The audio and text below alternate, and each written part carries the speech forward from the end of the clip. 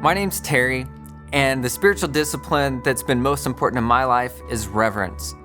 See, reverence is a respect, but not respect alone, but a deep regard and sense of awe and wonder for something. I had a friend in school who lived his life by this motto: anything for the sake of comedy.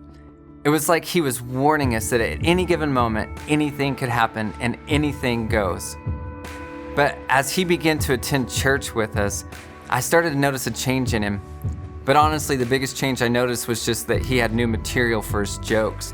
He didn't have a healthy understanding of who God was. And so he began to wear his faith kind of like an accessory that he could take out and just kind of show off in extravagant ways. But here's what Jesus tells us in Matthew chapter 12 about a healthy respect for our faith. Either make the tree good and its fruit good, or make the tree bad and its fruit bad. For the tree is known by its fruit. You brood of vipers, how can you speak good when you are evil? For out of the abundance of the heart, the mouth speaks. The good person out of his good treasure brings forth good, and the evil person out of his evil treasure brings forth evil. I tell you, on the day of judgment, people will give account for every careless word they speak. For by your words you will be justified, and by your words you will be condemned.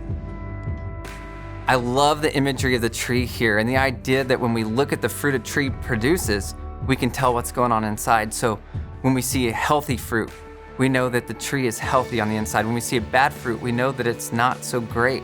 And it's the same with us. Out of the abundance of our heart, the mouth speaks. So let's look at it this way. What I output isn't just how I earn a reputation with my friends, but it's an indicator of my heart and my relationship with God. It shows that we understand that we don't want to waste one careless word, but everything that we say honors and is pleasing to God. Now, going to church should never be a fad, but being a fully devoted follower of Christ means truly living out your faith. Now, reverence has gotten a bad rap where we believe that it means that you have to abide by a certain set of rules or you'll be punished. But it's actually an outer proof of an inner belief. After high school, I had an opportunity to catch up with my friend who had all the jokes, and it was awesome. He was actually excited to talk about God and about his faith. And he actually pointed back to this season in high school when he was miserable, because it was when he was telling all those jokes that he was really trying to gain the approval and maybe a few laughs from his friends.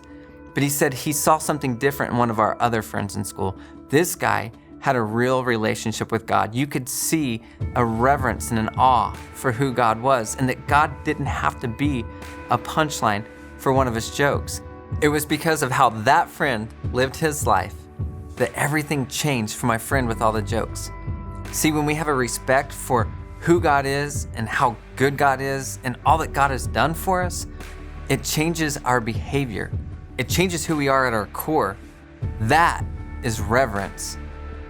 Now, what I want everyone to do right now is just to break up into your small groups, and I want you to discuss the importance that you place on God in your life.